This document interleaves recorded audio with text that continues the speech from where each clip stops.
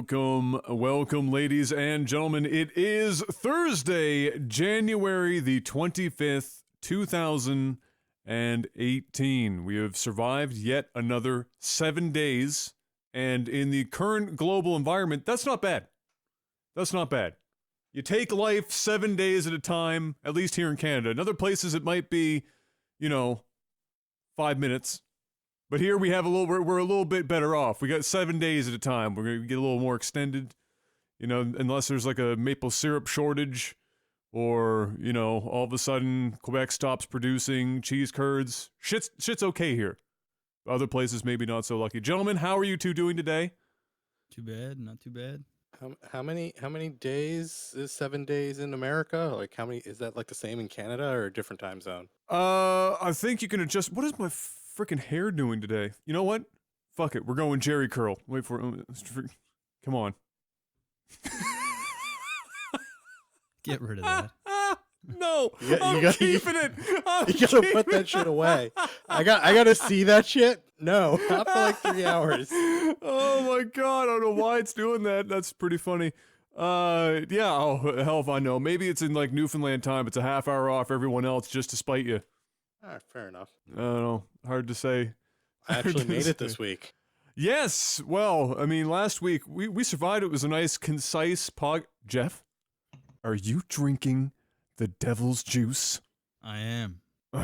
You guys were done before like even 10 o'clock. I know, it was quick, it was snappy, it was nice. Maybe we'll be able to somehow make that happen 2 weeks in a row. It was maybe a little short. It was maybe a little, like, if we could have added maybe 15 more minutes, but there was only so much to talk about last week. So I think we did very well. I was happy with it. Yeah, there was literally an explosion outside of my building last week where I work, so things were a little chaotic. All right, Mr. MaximusBlack. Yeah. Since you're on the juice, I've got a request for you. Hit me up with the sound of standing in line at an A&W and all of a sudden somebody sucker punches you. Hey, can I get a mama? The fuck? Mama burger with no pickles. Look, if you go to A&W and you order a mama burger, that's why you got sucker punched. You've just, of all the burgers on that menu, you never go mama burger. I fucks with the mama burger. I just get 2 mama burgers and an onion rings. Oh no, I'm a double teen burger. What are you guys talking about? It's just a burger joint. A&W. Hey, you have A&W in the States? We've got. You mean like the root beer company? Yeah. It's that one. They have food places? Yep. I'm actually trying to get a read on you right now, Panic, because if you're telling me that A&W doesn't have food establishments in the States, then my whole life has been a lie. Not in the Northeast. Definitely not. What? Well, that's weird. I don't think I've ever seen an A&W in like the Northeast. That's crazy. I'm gonna Google this now. You just changed my life, bro. A&W is actually not bad here. It's the food's pretty good, on the grand scheme of like the McDonald's, Burger King, Wendy's scale, whatever. A&W for me ranks relatively high, and they've gotten better. Like they kind of keep creeping up. And Burger King up here, I think, is looked down upon a lot more than it is in the States. Yeah, it is no bueno. Okay, so I just did a lookup of all the A&Ws near me. One is about 3 hours away, and the other is about 5 hours away. Well, you know what you're doing after this podcast now. Going for a road trip. Time to get in the car, go for a little rip, and enjoy the road trip. No, it's they're not bad, really. In all honesty, they're pretty good, and at least up here. I don't know. I don't know what it'd be like in the States. Everything is skewed for me because the few trips that I went down to the States when we were still doing stuff for LAGTV, every establishment that I went to that was had the same thing in Canada, everything was oddly worse in the States for some reason. Whether the vegetables tasted like literally nothing. Like everywhere I went, vegetables just tasted like air. There was no. It was like I was just licking the inside of a plastic container. Like it was a very odd sensation that I couldn't get over.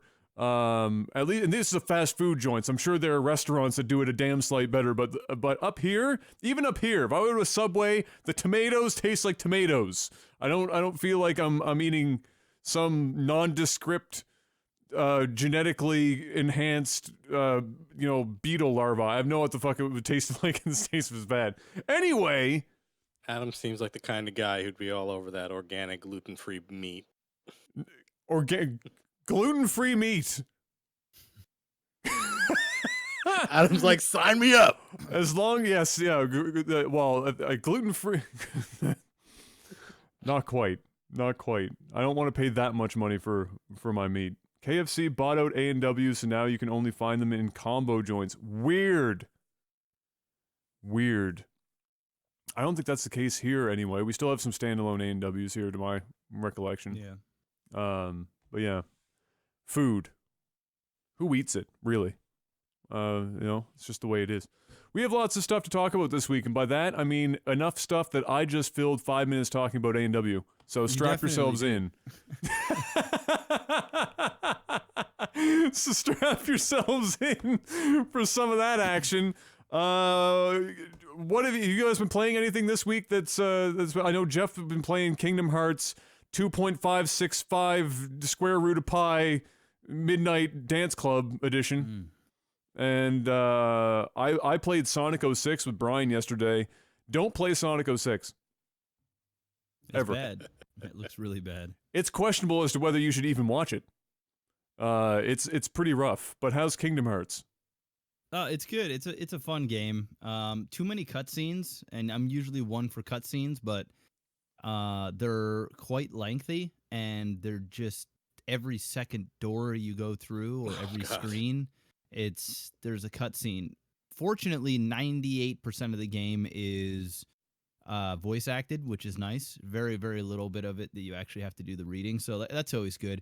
And the voice actors are good, and the music is great, so it does carry along. But it's I think I'm like 17 or 18 hours in, and I would say at least 8 hours of it is cutscenes. Oh, wow. Yeah. So we're talking like Metal Gear Solid levels of it's more cutscenes. It's more. Really? It's definitely more. Thank you for reminding me that I don't want to play Kingdom Hearts. Yeah, no, it's a fun game. Even the old one holds out, but the remix ones they're pretty good. So I'm in the last world right now. I'm gonna finish it tomorrow. I was gonna finish it tonight, but I'd played for like 5 hours and I got to this really tough boss, and I was like, all right, I'm gonna literally break something if I do this for an hour. So I just shut her down. I was watching bits and pieces while I was doing some other work, and you were in the Aladdin zone or whatever, and I heard the genie, and I went, there are some things that I could remove myself and be okay with the fact that it's not the original voice actor. That genie? Nope. You're like, nope. Nope. Like, you can even hear that he was trying to like mimic. He was trying to sound like Rob Williams. Really see how he wasn't even trying to sound like the genie. He was trying to sound like Rob Williams, who was trying to sound like the genie. It was like this really weird mishmash. But they did lock down what's his face? The bird. Same dude. Same yeah. Godfrey. Gilbert Gottfried. Yeah, it's Gilbert Gottfried. He voiced acted. He did. Yeah. So they got him, which was good. Because really, who's going to mimic Gilbert Gottfried? You would have to probably hire Gilbert Gottfried to do that. Yes, exactly. He's probably open for commission, so I don't think he's a very busy individual at this time. Did you guys ever see that there was like this big thing about whether Gilbert was actually that was what he sounds like, or if he's been putting on a voice his entire career? Did you see that was like the big conspiracy thing? Dude, it's like there was like this phone conversation that gets brought up where it's supposedly Gilbert talking about like one of his agents or something, and it's a perfectly normal voice, but yet it kind of still sounds like it could be Gilbert, like if you listen close enough. And there was like this big This big thing, obviously, because his voice is so easily distinguishable. It's like one of the most unique voices on the planet, and so everyone was freaking out for a while. And by everyone, I mean like 5 people on the internet for at least a couple years, trying to sort out, is Gilbert Gottfried fucking with all of us? And you know what? I would not be surprised. I wouldn't be surprised. I wouldn't even be mad if you could somehow fool the world for that long that was your voice. All the power to you. Congratulations. Shout outs to Gilbert Gottfried. Keep reading 50 Shades of Grey. Well, his voice, he's been doing it so long now that he probably pulled an Adam where you put on the voice long enough, it just becomes the voice, right? So now he doesn't even know how to talk normal. Like if I get hypnitized, I just go back to sounding like Mickey Mouse. Is that what you're saying? Right. Like just yeah, pretty much. Put me to sleep in the chair, and all of a sudden, like, hey guys, in actual video game news, so this week was a little. Wow, you're skipping it. What I'm playing? I see how it is. You are playing. You know what you're playing? Try not to watch porn while your wrist is tied up. That's what you're playing. No, I've been playing freaking They Are Billions. Oh, you have the dexterity to play They Are Billions? Dude, I don't need my wrist to play games with my mouse. I just set the DPI really high and can do it with my fingers. Ah, beautiful, beautiful. Yeah. All right, so how is it? Because Jeff was talking about it last week. Yeah, it's kicking my ass. Like everyone else's. That's good. Yeah, I beat the first map once, and I haven't been able to beat it again. Mm-hmm. So we're working on that. I've also been playing Battlefleet Gothic. It's a Warhammer RTS. Which is this a video game or a board game? No, it's a PC game. It's on Steam. It's actually surprisingly good. It kind of went under the radar, but they announced that they're doing the second one, so I'm like, I'm gonna actually pick this up and finish it again. So been playing that. It's actually a lot of fun. Like a spaceship RTS. So is it just like a video game version of like the Star Wars board game that exists kind of thing, like a TIE fighter? They have a full on like Warhammer like tabletop game, but they converted this surprisingly well to like a full on like RTS with like you pretty much have fleets of point values, and then you go into like the RTS match, and it plays like any other RTS. Like you wouldn't even know that this is like based on a board game. Like you can do all the controls and stuff. You can upgrade the ships and units. It doesn't like feel like a tabletop or turn-based game or anything, which plays really smoothly. Is this surprised. New? Battlefleet Gothic came out a couple of years ago, but I was gonna say yesterday they announced that they're doing the sequel, and they came out and said, "Hey, this time around we're getting all 12 like tabletop factions are going to be in the game, fully rendered. Like they're going ham on it." Huh. I was because I don't recall ever hearing about this game, so it got pretty good reviews. Okay, well there you go. It just kind of flew under the radar. I was surprised. Yeah, well, hopefully they spend more money on marketing this time around. They're going to put all that effort into it. Might not be a bad idea. Speaking of marketing, Anthem. That's a game that most people would have known about by now, given the fact that it pretty much, I would say, if it didn't steal E3 last year, it was awfully close. Just based on how good it looked. I don't think anyone actually thought all that hard about the gameplay behind it all, but it just looked so damn good that that everyone was talking about it for quite some time afterwards. And of course, if you don't know somehow about Anthem, think Destiny, but done by EA, and well, that's pretty much it. You've got it. You now have what Anthem is kind of ramping up to be. It just got recently delayed. Not by a huge amount of time, but it's a little pushed back. And BioWare in general is kind of in an odd spot right now because it's also messed around a bit with its Dragon Age timetable as well. So do you know more about that, Panic? Like the Dragon Age side of things? Yeah, I was actually reading all into it. Apparently,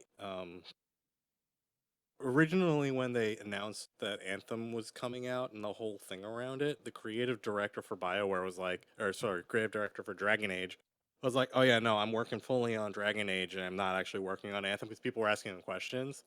And then like, maybe it was like, I think 2 or 3 months ago, he came out on Twitter and said now he's on the Anthem team. And everyone was like, wait, what? Like, how are you going to do Dragon Age work while you're the creative director for anything? He's like, I'm doing it for both, which kind of raised eyebrows at the time.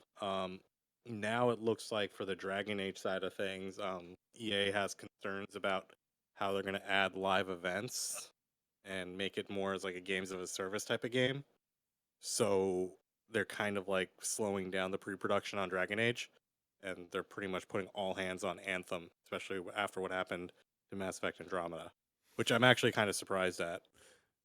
Yeah, I don't know. It's like all Bioware studios are like working on this, and everyone's kind of just got like, I have a couple of friends at Bioware, and the mentality is like, yeah, if we screw this up, it's not going to be good for Bioware, and like there will be huge changes. Well, I mean, think about it. Look what they did to Mass Effect, okay, which was, I mean, BioWare only has a small stable of titles that they're working with. And then They're more stables than most studios, though. Yeah, but you know, we're not talking necessarily about games that sell so many copies for the budget in which it requires to make these games, that, you know, they're not like Blizzard, where they make a game and then that thing pulls in money for 15 straight years. They don't have much tail end revenue. There's nothing. You release it, and either the game is incredible, and even when it's really good, I mean, the market for some of these games, like Dragon Age, isn't exactly a massive, you know, it doesn't apply to a massive segment of the market. I mean, it's not something that Jeff's going to run out and play, or honestly, the vast majority of people in the gaming market right now are not going to go and play Dragon Age. It could get tens, and it probably will get tens when it comes, and it's not going to make that much of a difference. The people who like Dragon Age are going to play it, and that's it. When they take Mass Effect, hand it to the B team, cripple them with the Frostbite engine debacle bullshit, and then have that whole saga play out. Up about the whole Frostbite thing, and I'm just like, you literally like tied these guys into a dark room, and then took away everyone, and then like finish it. And I'm like, I'm surprised the game came out as well as it did. And spent a lot of money. Oh yeah. To develop a game that didn't sell well because it was shit. And now here we are. We have 2 more games in the pipeline that investors are. I'm gonna argue with you and say Andromeda was not shit. It just had problems. I actually enjoy the game, but everything that I read about what happened to it, I could see in the game. But I was like, had they been given the proper time to finish the game, like give it the other extra 3 or 4 months that BioWare had asked, the game would have been fine. No one would have noticed, and it would have been pretty good. Sure, but they didn't, and so I'm going to call it shit. They didn't get that time. We're not living in that timeline. We're in this universe and not another one. So I mean, and especially when you're talking about a Mass Effect game, this isn't like some you know, run of the mill. This is like the Mass Effect is one of the games that you would consider the show in its genre at the very least, and so pretty rough. Doesn't sell well, which is perhaps the most important metric. Whether or not it was a good or bad game doesn't really matter. It didn't sell well. Now they have 2 more games in the pipeline to try and woo their investors and their current stakeholders and shareholders, and they're both massive titles. One of which has far more revenue generating capabilities than the other. If you look at Anthem and you look at Dragon Age, and you have to think to yourself, why would they pull everyone off of Dragon Age to work on Anthem, then you're missing the point, I think, because at the end of the day, BioWare probably needs something that's going to make them some serious fucking money. Anthem is that game. Dragon Age is not going to make them any money.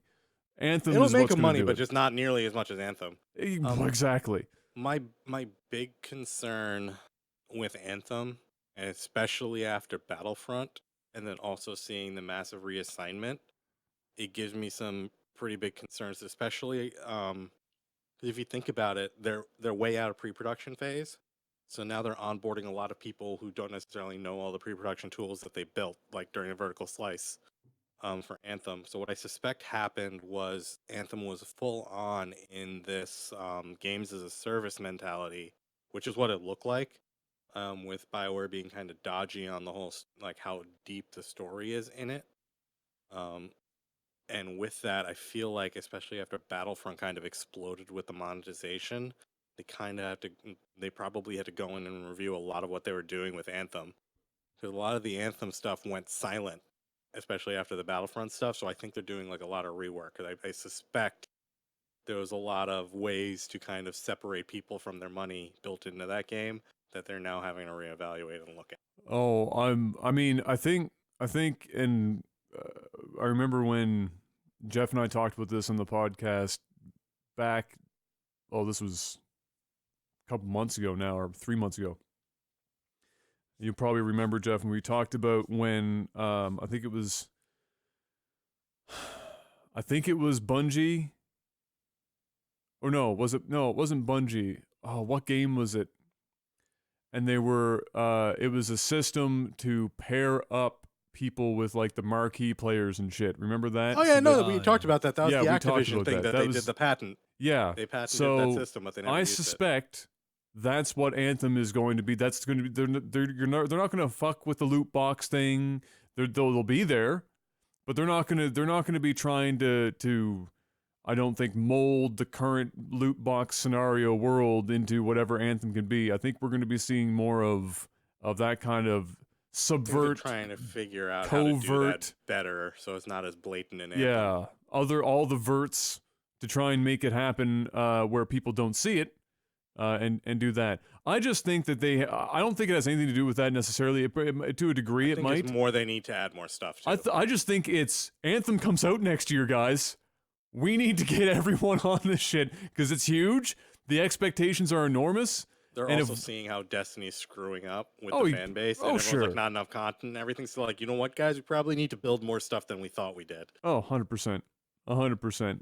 Jeff, are you still interested in what Anthem brings, or are you kind of like over the Destiny model? I'll probably try it out. I'll play a beta or something, see how I like it. If it feels like Destiny, I probably won't buy it. But yeah, I think it being delayed, I think you guys are probably putting too much thought into this. It happens all the time. Games get delayed, movies get delayed. That's what I'm saying. yeah, I think I mean, I just I think it's they need to get that shit done, and they're putting everyone on it. This is just I mean, Yeah, I like think they're at kind this of people point, are putting like that hard cap of like March 2019 is because that's when EA's fiscal year ends. So a lot of Well, yeah, people of are saying they're gonna like that's the latest they can push it. yeah, it'll be out when it's out, and it'll sell well. And whether it's mediocre or good, it'll sell well, and that'll be the show. That's the way I look at it. Yeah, I could agree with that because it has, despite the fact that people know very little about it outside the fact that it's kind of what I imagine some people are kind of hoping secretly is the Destiny killer, so to speak, because Destiny 2 hasn't been doing all that hot as of recently, and so I think there's probably a fair chunk of Destiny people that are looking at Anthem going, you know what, maybe this is going to be what we wanted Destiny 2 to be. And with that, I think it's probably going to sell well just because of sheer curiosity. People are going to look at it and be like, you know, I just want to know what the hell this game is about, and they're probably going to buy it for that because they have no reason not to try it out. It's not like there was an Anthem 1 that's already come out that was shit. Now it's you know, here's this new fancy version of They Destiny need to make a good impression. and yeah, and we'll see how it plays out. I think EA kind of got the kick in their pants when they realized they rushed Battlefront 2, they rushed Mass Effect Andromeda, and that approach isn't really working all that well. Yeah, I'm still waiting for FIFA's card system to fold out from underneath them and then rip game over. MLB, so Panic has this in the list, I added this in. Just a small thing that I found kind of interesting. I didn't see it pop up in my newsfeed. Developing its own baseball game after 2K flops out. So, Panic, are you saying, like, from wherever you got this, so MLB is literally themselves they must be finding somebody else. They're not going to make their own game studio. It is owned and run by Major League Baseball in-house, managed by their Major League Baseball digital media wing. What? They have actual developers in making their game. And they hired a team of about 50 people. Holy shit. Exactly. When I read that, I was like, what? Well then. So what ended up happening, I actually read up on this because like I was literally thinking at work, I'm like, it's kind of crazy because this is actually the first major sports franchise like thing to decide that they're going to physically develop the games themselves instead of licensing it out. Well then immediately I'm interested because now I'm about to witness a major sporting league publishing their own video game. I don't even know how, like, I'm trying to process how this video So- game is going to turn out. I mean, is it going to be fucking good? Is it So going to be they- absolute trash tier? What the fuck is going to come out of So it? they're not targeting. So what ended up happening was way back when, you know how many Major League Baseball games there were, like tons Several. of them. Yeah, and then what ended up happening was Take-Two was like, I'm gonna monopolize this market, and they got the contract from MLB for like some ridiculous amount to make all the games, except for the one that Sony had the license to. So EA got blocked out. So a lot of those games just like franchises just ended. Like Acclaim, Midway, and all those. Yeah, the yeah, 3DO, they went out yeah. of business. Yeah, But then you had like EA and a couple others still in there. Take-Two kind of swooped in, and they did their whole like 2K baseball thing. yeah. Unfortunately, they didn't realize that they sucked at making baseball games, and they weren't that good. And by the end of the 7-year contract, Take-Two was losing $30 to $40 million a year on that contract because they had to put the games out. Oh, that's awful. So kind of at the end of it, Take-Two kind of was just like, and they kind of didn't take on the huge rights to it. And they did 2K16 or something, and that was the show for them. They didn't do much more baseball after that. And that left MLB sitting there being like, we have no baseball game on Xbox. And they're like, we can't really do that. Because Sony had, MLB The Show. Yeah, That's yeah. a really good high-end simulation baseball game. And they're like, we don't have any way to do that. And we can't really go out to any of these other studios that's going to try to make a baseball game at that level. So they went back and they dug deep, and they had an old franchise that like Atari had made called I think it was Atari, called RBI Baseball. Oh boy. And they looked at it, and it was actually like, and they did like focus groups and everything, and everyone who remembered RBI Baseball had really fond memories of it, and they loved the game. They said it wasn't like a hardcore baseball game, but it was fun that casual people could get into. So they said, they pretty much decided, we're gonna remake RBI Baseball. And MLB's actually done it twice. Jeff just And they did just poorly. no. They did poorly, and now apparently they like scaled up and they're trying to make a more casual baseball game. It looked interesting. Okay, and so they have a whole team behind it. Okay, so Jeff, Jeff, I'm curious now. you used to play a lot of baseball games when we were growing up. You were pretty hardcore into some baseball titles because you liked playing baseball. You played baseball, so you haven't played baseball games to my knowledge in a very long time. What are your thoughts on MLB making their own video game? I mean, what engine are they using? Do we know any of this stuff? Like, I have to imagine it's like Unreal or Lumberyard or Yeah, they're not targeting high end, so they're not building their own shit. They're going, Unity. it just, I don't know, man. I just I'm just- cringe saying they got- Unity and thinking sports and Unity in the same. They got 50 people, and from some what I read, they have people from a bunch of different studios that have done pretty good games. So I'm curious. There is not a lot of information on RBI Baseball 18, but RBI Baseball 17 was actually relatively well received, if I remember correctly. It wasn't huge. It wasn't like a showstopper or anything, but it was actually pretty decent. I think either it's gonna suck mad dick to the point of no return. You might say Or- Major League Dick. Yeah. Major League Or it is going to be a serviceable baseball game, but it will be like a cult favorite because it doesn't do a lot of the bullshit that the big But this is the studios do. thing. This is Like- the thing, though. Major League Baseball doesn't usually do shitty stuff. Like, they've actually built some pretty cool technology themselves.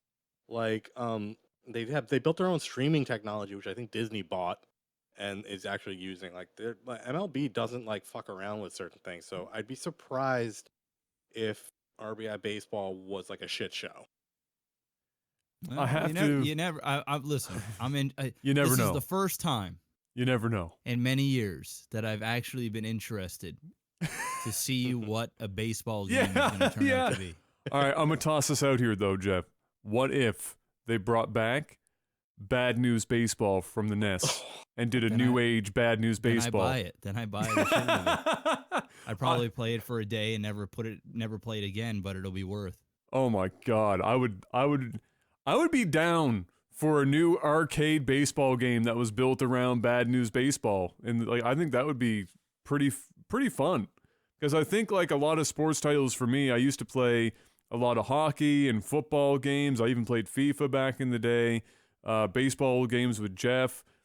They've gotten way too convoluted for me. Like shit got way too serious at some point where they were trying to push a little too far into the simulation. I just want to have some fun ass arcade sports games again that I can, do the franchise mode, do a season, whatever, play co-op with a friend, go through season, maybe make a character and take them into the season. Nothing like crazy, but now it's gotten out of hand and nuts. So maybe MLB has the answer to our baseball game woes. We're gonna find out eventually. Does it have like even a window in which they're shooting for here, or? They recently just announced release date. Let me see if I can grab. Is this that. for RBI? Are we talking about? Yeah. Yeah, it comes out in March.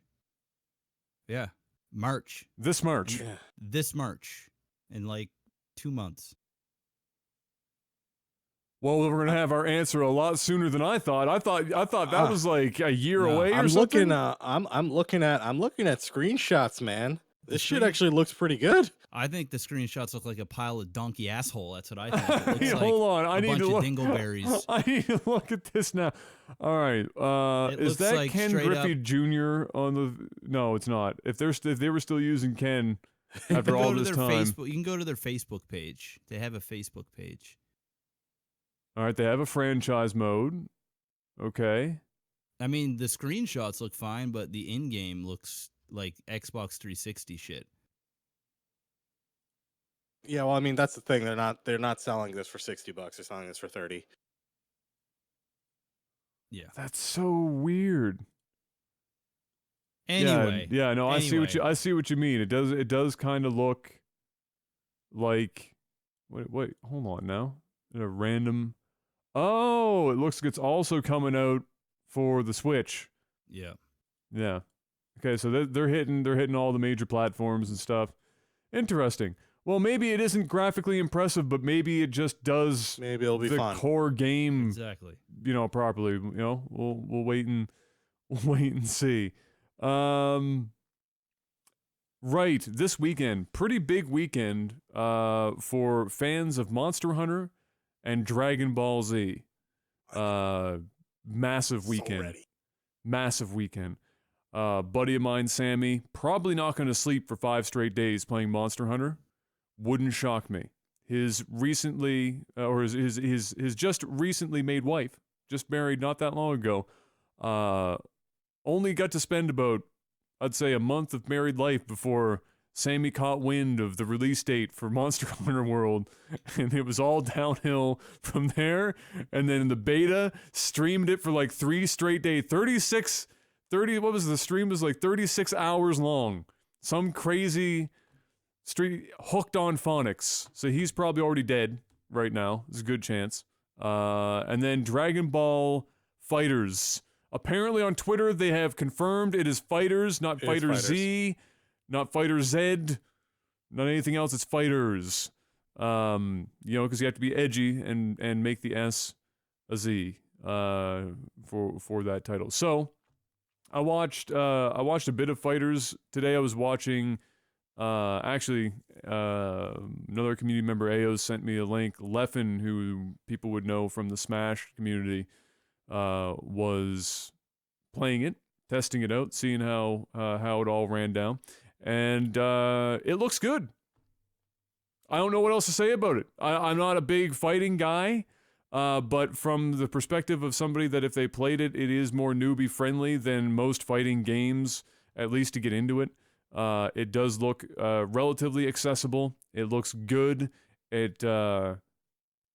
They've managed to, from what I can tell, find a great way of combining the cutscene-y looking moments in the fight without it turning into a giant cutscene mid-battle. It just kind of flows really well, and it doesn't seem like it's going to get in the way of anything. Is just god tier at doing that. Like that's their bread and butter. They've been doing it in Guilty Gear forever. Yeah. Oh, pretty sick. So yeah, to me looks good, like real good. I bet you watching people who are really good at fighting games play that game is going to be pretty dope. I bet you it's going to look pretty crazy. I kind of like, it's like if you like watching Marvel versus Capcom, batshit crazy. You can barely keep up with whatever's going on the screen because there's so many effects, but it's entertaining because there are so many effects. It's just shit is happening constantly. Dragon Ball FighterZ looks like it's that, but less bath salts. Just backed off a bit on the crazy. And so for somebody watching at home, it still is going to look really entertaining, but you might also be able to still tell what the hell is going on when you're watching it. Did you guys see any of it so far? Yeah, I watched a little bit of the Dragon Ball stuff. I'm a huge Dragon Ball Z fan, but I'm just not into the games. And they always just rehash like the episodes on TV, and you just kind of have your own hero in the mix. So you see the same story basically over and over and over again. That's what I've been seeing anyway. It's sort of the same thing. As for Monster Hunter, I might actually buy that this weekend and give it a rip. Because it does look pretty good. It's got some really good reviews, and anything to use the PS4 Pro on the OLED is never a bad thing. And the game Any does excuse, look yeah. yeah. So you never know. It might be something I like. It might be something I might enjoy, or I might just play it once and never play it again. But I might try it out. Yeah, I know. I've seen the accounts of several people who had never played a Monster Hunter game before, who picked up the game and played it, and the general consensus is, while mastering the game is certainly difficult, getting into it was not hard at all. And so they made, which has always been a bit of a challenge for Monster Hunter in the past, is that it wasn't even easy to start the game. Everything was just hard all the time. And in this one, it seems to be much easier to get into. And then if you're still, looking to be some sort of monster hunting god, then obviously the finer points are a little bit more difficult to pick up on, but nevertheless, much easier to get in. And it just looks it looks really damn good. Graphically, that game looks really, really friggin' good. The only downside I saw that would have probably bothered me if I was getting into it and I knew other people that were getting into it, because you tend to play Monster Hunter, you can play it solo, but you tend to find people to play with, like one or two other people. And apparently getting friends into your lobby to play together is a little bit more complicated than it needs to be. But otherwise, it's been really positive. Like, everyone's been pretty much kind of thumbs up on the Monster Hunter world, for sure. Downside is I think they pushed the PC release date to Oh, it's like September or something like that? Yeah, they pushed it much further. But I can wait. We haven't had Monster Hunter for a long time on portable platform. Yeah. So I don't know if I want to get on the PS4, if I want to wait for the PC. I think I'm just gonna wait for the PC for myself. There's so many. Yeah, there's a lot of games coming out. Speaking of other games, Sea of Thieves is a big title to stream on Twitch right now. You go on there, there's 5 billion people streaming and watching Sea of Thieves. I've been hearing mixed reviews on that one. Like, some people are saying it's awesome. Some people are like, this game is terrible, and I'm just like, I have concerns. Yeah, I've been watching a little bit of it, and it's one of those. It's a hype game right now. This shit will die out, and of course. people will move back to Fortnite and PUBG.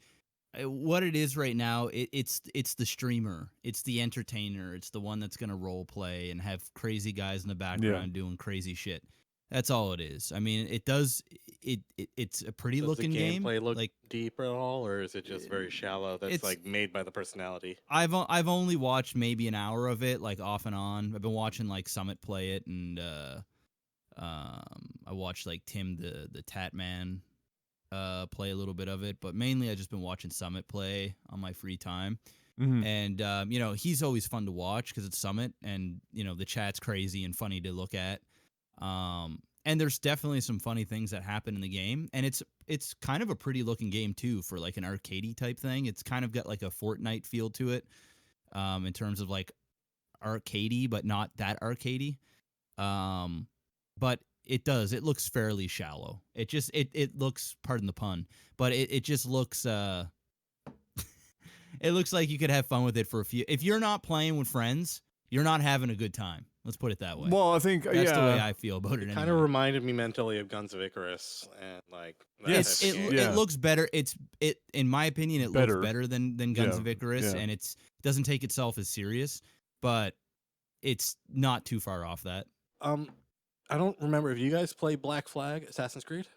No, I have no. Oh, yeah, the ship combat in that was super fun. I was wondering how this compares to that. I'll probably have to catch some streams. I haven't had a chance. Yeah, Like, haven't I've been watched just too much wanting to of it. like sit down and watch a little bit of Sea of Thieves, but I was like, I just haven't had time. Yeah, I've just been mainly seeing people fight each other, not really so much with ships. Like there's sharks and stuff. The sharks will come and eat you and things. So there's some funny things that happen in the game for sure. Yeah, I mean, The only thing that had me hyped about it was that it was Rare, and I'm like, I haven't Yeah. seen something from Rare in so long, and they've always done pretty good shit. So I'm hoping this is good, but yeah, Yeah. it's yeah, we will see.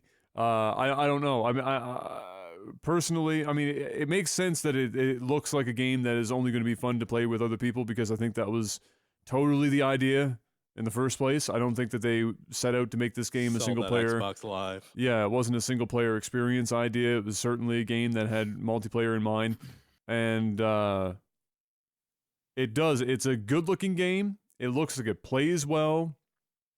Can I play it haven't- on PC, or do I have to have an Xbox? No, I you know can it's play. like- I'm pretty sure you can play it on the It's, X. it's one of those. PC. It's one of those like Xbox Anywhere Yeah. games. Yep. It's It looks pretty good. I was watching, just like Jeff, I was watching Summit play it and a couple other people, and while from a streaming perspective, it certainly will likely live and die by the people who are streaming it and be less about the game itself. That's not. I mean, that's pretty common for just about any game that you play, in general, especially if it's multiplayer. I think it's definitely something that's going to grab at a.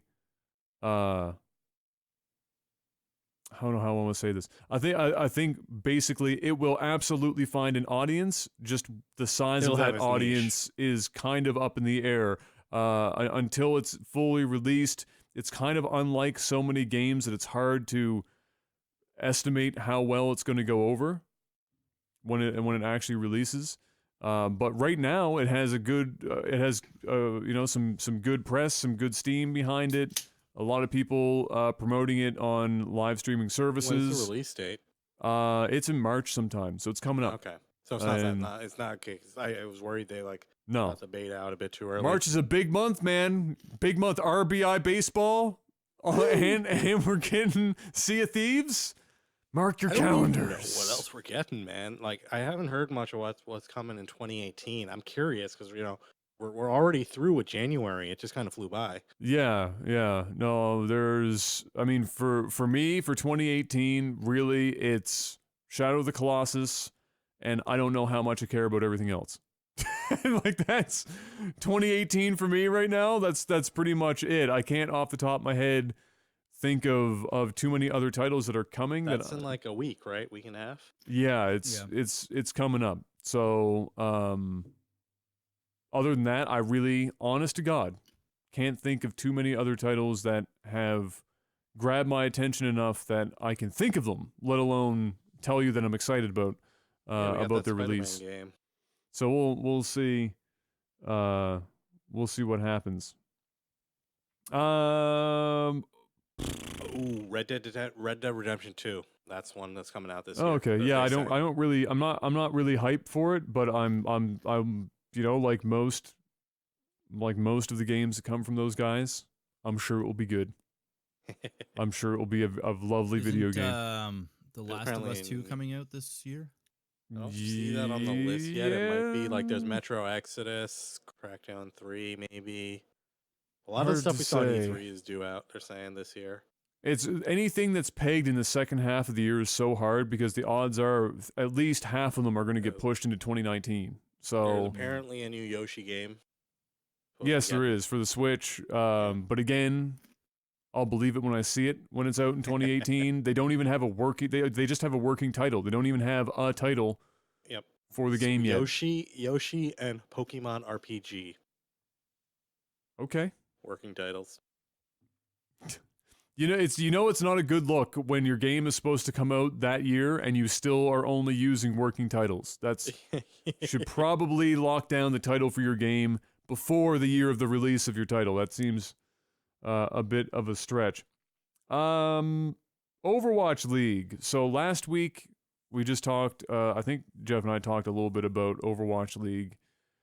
Just in maybe we didn't last week. No, it was probably the week before. 2 weeks so. Yeah. So we talked about how the kickoff went. It seems to still be doing really great. But we're running into a couple of things.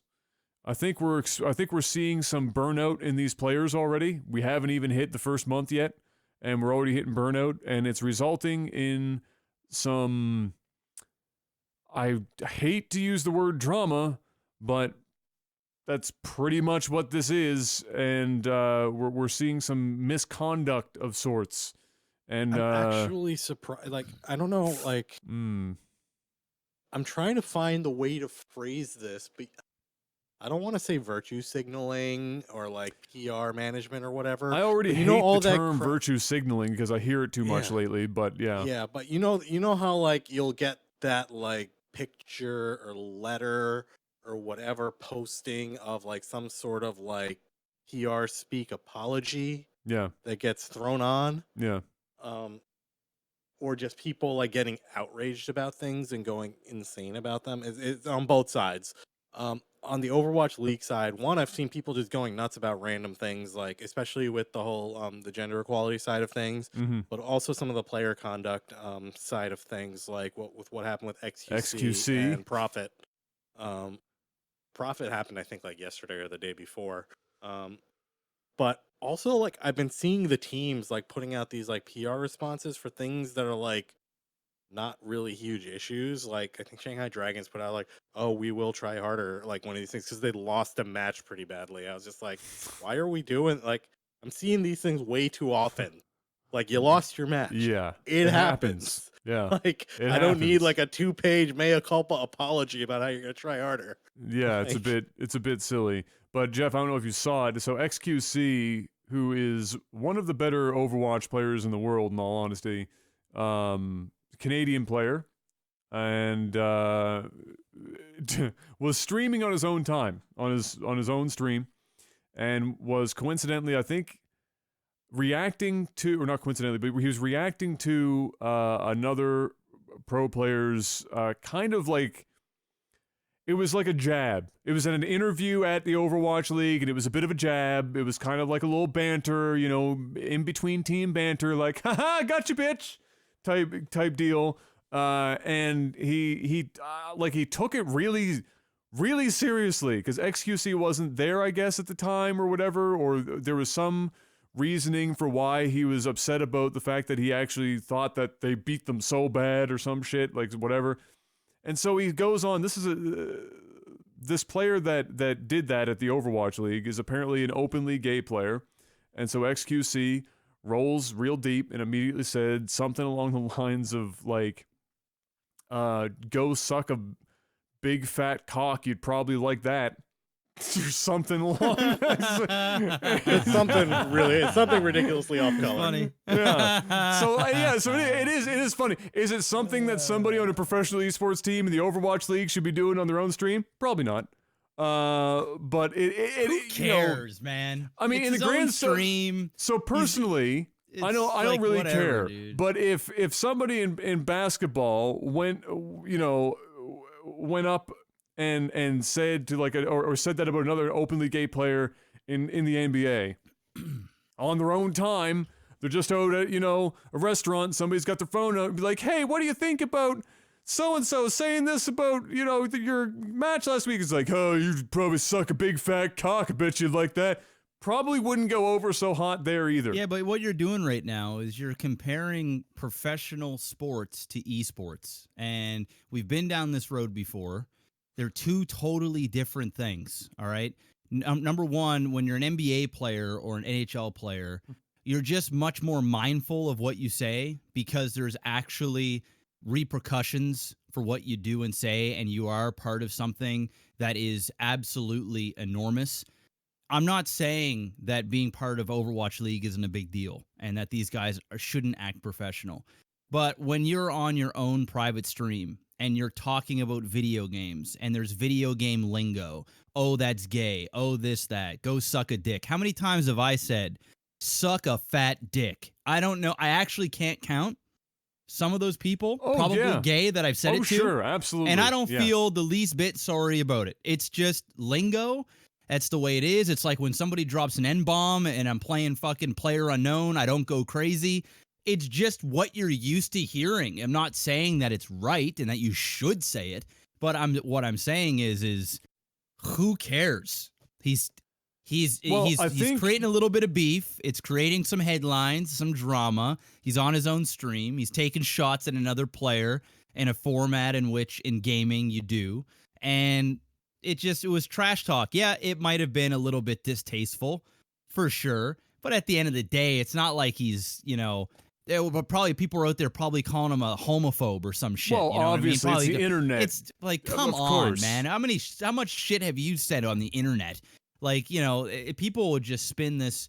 I'd just sit there and laugh. I'd be like, you know what, dude, it is what it is. Like, I don't think that, there are people that are absolutely rattled about it because people will find just about any way possible to get upset about something. I don't think, first of all, I doubt the player he said that about even gives a shit himself. No. Probably really doesn't get it. He didn't. He actually said, I'm surprised people are taking this so badly. Just like it's really not. Him and I have already talked and we're fine. I think the bigger problem is that from the Overwatch League's perspective, yes, you can't compare them to an actual sports league right now, but they're as an organization, Overwatch League obviously wants to strive to be taken seriously as a sport of any kind, whether it's an e-sport or a sports sport or whatever. They want to be taken relatively seriously. And so what happens if he wasn't gay? So what happens if he wasn't gay and he said, go suck a fat dick, right? Would they have made a big deal out of this? Well, probably not. It wouldn't even have gotten looked at. Probably not. But I don't think. I think the thing is that anyone. I think the bigger problem or the biggest problem is that for the league they have sponsors that are pretty substantial, and teams have sponsors, and the sponsors themselves, just like on YouTube, the land of literally everything is AIDS. The moment one person does something stupid, I get it. Then the advertisers go, hey, I don't want our Tide Pods on a video about somebody sucking a big fat dick. I want my Tide Pods on But he also was on his own videos. private stream, right? He was also on his own private Yeah, but you still, stream, not part of the production. no matter what, that's the problem though. If he's not you or me. We might have sponsors individually, but we're not being managed by somebody else. We're just our own business. Or whatever. When you're on a team, you're represented. You represent the team, and the team is representing their sponsors. And it's a totally different ball game. I just feel like everyone is being like super overly ridiculously sensitive. Like shit happens. Absolutely. And I'm not saying everyone's just being like, oh my god. And I'm not saying the sponsor should care. I don't. Because if I was a sponsor, I probably wouldn't give a fuck. But the problem is, I'm not. Welcome to being part of esports, and I think that sponsors in esports need to realize that you're dealing with a bunch of young, hormonal, egotistical cucks that live in their mom's basements, and they don't. The vast majority of don't have proper etiquette. They are very socially awkward. They don't know how to. And I'm being very general, but I've been in the industry a long time, and it's usually the people that are extremely good at video games that are even more socially weird. Like they don't know the boundaries. They don't, in their mind, it's just, even if they say something, it can be awkward, and it's like, it is what it is. Listen, if the sponsor, I get it. All right, I'm playing devil's advocate here for the sake of playing devil's advocate. I get it. Sponsors, they don't want some guy telling another dude that's gay to suck a fat dick, and I'm sure he'd like it. That's obvious, okay? That is what it is. If the guy wasn't gay, this wouldn't even have been talked about. And if the fanboys and the fangirls out there didn't make such a shitstorm of it it wouldn't have even been discussed and talked about anyway. So ultimately, these problems really, they do lie with the professional, but I think the term professional is overly used in the realm of esports when you're dealing with teenagers and young 20-year-olds that don't know anything about responsibility, and they're just thrown into it and expected to act like an NBA person, like you would say. And I get it. I get it. Don't say that. You shouldn't say that shit. But at the same time, he is on his own dime. I'm sure he regretted saying it. But I think that it's just overblown, way out of proportion. And I highly doubt that they're going to ban the guy off the team, especially if he's the best player in the world or one of the best players in the world. The guy ain't going nowhere. And if he does, somebody else will pick him up because ultimately they want to win. And well, that's it. So that's just the way it is. He got a relatively hefty suspension. It was 30 some days worth. It was like a full one or two matches, four matches, 30 something days, and $2,000. And go stream and make what 15,000 times more money. Just go and stream for 30 days. Yeah. Oh no, it's not going to hurt. And just make way more money, and then realize, why am I even on this bullshit? I can't be myself. I'm walking on eggshells. I told the guy to go suck a fat dick, and I got suspended for 30 days. You know, anyway, that's the way I look at it. I'm just a little bit more jaded. It's ridiculous, dude. We're you see the StarCraft, you look at somebody like Idra that said everything in the book. Every fucking thing you can think. I mean, we're talking getting fucked by tire irons, dying of cancer, kill yourself, homophobic, straight full-blown homophobic remarks. The F-bombs, you name it. And nothing happened to that guy until the very end when he just self-destructed. So it's ridiculous. It's ridiculous. Welcome to esports. You're going to love this one. So yesterday or the day before or something, one of the Korean players from London didn't realize his face cam and everything was active and that the broadcast was focusing on him. And he very playfully flipped off someone else on his team just for fun. And it got caught on the broadcast. He got fined $1,000. Yeah, I'm sorry. Like, you know what? I'm sorry. That's some stupid shit. Everyone was laughing when he did it, and people were like, "Oh, that's pretty funny." And then he got fined $1,000. I'm like, "Oh these my motherfuckers God. better be getting paid so much money to be part of such a circus show that they better be getting paid hordes of cash. I'm not talking like $10,000 a month. I'm talking like 30, 40, 50 grand a month. They make it that a year with some of that bullshit. I just wish they weren't walking on it. Like Blizzard wasn't walking on eggshells, and the league wasn't walking so hard on eggshells. It's like fine $1,000 fine for flipping the bird to your teammate as a joke.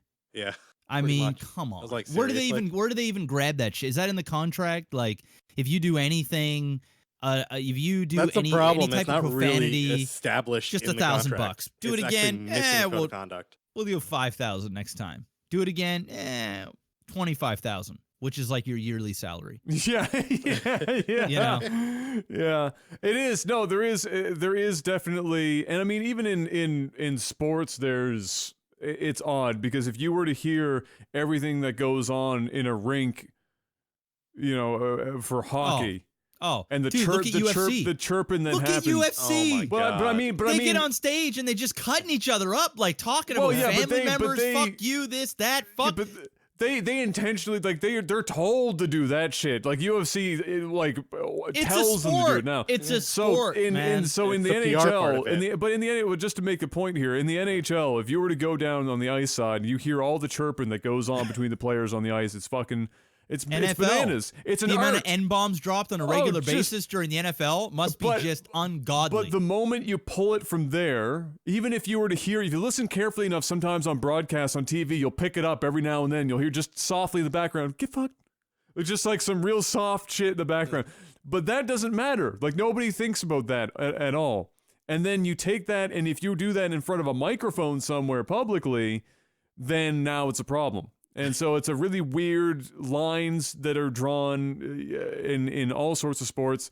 And Blizzard, I think, is still trying to find how extreme they're going to be enforcing these kind of rules upon players, and I think it's obvious that they are trying very, very hard to be taken seriously by people that aren't already in the scene. Like they're not trying to impress or please you or me or Panic or anyone else that's watching, because most people see that fucking 45-pound Asian kid flip the bird to a teammate and they're like, haha, that's so quiet. They laugh. Like, this is like fucking laugh about it, right? Blizzard's like, no, there's $1,000 fine. Deal with it. It's like, what? You know, but to them, they're not pandering to us. They've got bigger people that they're worried about, and whether or not those people are even going to care about. They could go to the sponsors and be like, look, we're so sorry that that player flipped a bird, and they'd be like, are you really you wasting my time right now? Why are you wasting my time? Everyone was like laughing and smiling when he did that. Yeah, like I ended my lunch early for this meeting, and you're calling me to apologize for the fact that some friggin' 20-year-old kid flipped the bird playfully to a teammate? Are you kidding? Seriously? Come on now. It's they also got to understand that people need to have personalities. Like, you want to be successful, you want to have a successful league, you need to have successful stars. And in order to be a star, you can't just be faker. You know what I mean? You need to have... Not everyone can be faker. Yeah. And you need to have people that are the badasses, that are the hotheads, that are the softies, that don't say much, the quiet but will wreck you type. And the one time that they give you a thumbs down, everyone goes crazy like, oh, shit! He did something! Oh, my God! He fucking gave a thumbs down! Oh, that's BM as fuck! But then you've got, the hot asses like the Idras that are like, you know what, fuck you, asshole. Go fuck yourself with a tire iron. Hope fucking you bleed out. Like shit like that. And yeah, there's a line that probably shouldn't be crossed, but at the same time, you gotta have people that are interesting to watch, or it's gonna remind me of like watching a really good League of Legends match, and then all the teammates, they get out, they shake hands, they do interviews with everybody. It's like, hey, so how was your performance? Oh, we really struggled to top lane, and yeah, we're gonna try our best next time. Yeah, okay, thank you so much. Go to the next guy. Hey, so how was it? Don't speak English. And then the next one, it's like, and it's this. And at the end of the day, you go, okay, that was a great game. But then you realize that it's a professional play, so usually almost all games are great, and a lot of them are made by the commentators. The commentators are the ones that are really putting on the show. And you want to have personalities that people can attach themselves to, whether it's the hero, the anti-hero, the quiet type, the guy that just goes out and wrecks, or the girl or whatever. If you don't have these people that can't be themselves and do things, you're ultimately going to shoot yourself in the foot, because the games will become monotonous over time. They will look like every other game, and it won't really matter. It'll be a branding thing. Is it, TSM versus Cloud? It's not going to be, Turtle on TSM or this person on this. It's just going to be the teams, and everyone's going to be commingled into the same shit sphere, and no one's really going to give a fuck. But when you have people that talk shit and be themselves, more importantly, that's when you're going to create real superstars. And you don't have to, and when you go on Twitter and you apologize for a bad loss, it doesn't need to be like, oh, I'm very sorry to our fans, we'll try again next time. You'll have somebody that go, that's fucking bullshit, I really fucked up top lane, or I totally wrecked that fucking guy, I'm going to get him next time. And it talks more to the people, more to the gamers that understand it doesn't look like some rehearsed bullshit, some bullshit sports etiquette where they should be wearing suit and ties to every game, and then they get into their jerseys and nobody's got tattoos and you can't have a piercing on your face. It just looks stupid. That's my opinion on it, and that's why I'm never really into esports, is because it's a joke. It's a bunch of it's the real entertainment is on the streams with real personalities. That's the way it's always been. You'll get the odd games that are exciting, but for the vast majority of people, even people that watch League of Legends, Overwatch, whatever, I guarantee you, if their favorite streamer is streaming and there is an event, they're going to watch their favorite streamer, or they might have the event on a secondary window without the sound on. Because ultimately, there's better interaction, it feels more genuine, it feels more authentic, and it feels like you can root for somebody and not this fake bullshit show that they put on. That's my opinion on esports as a whole, and this just continues to add to my belief that esports needs to stop trying to be a sport and embrace what it is. And when they do that,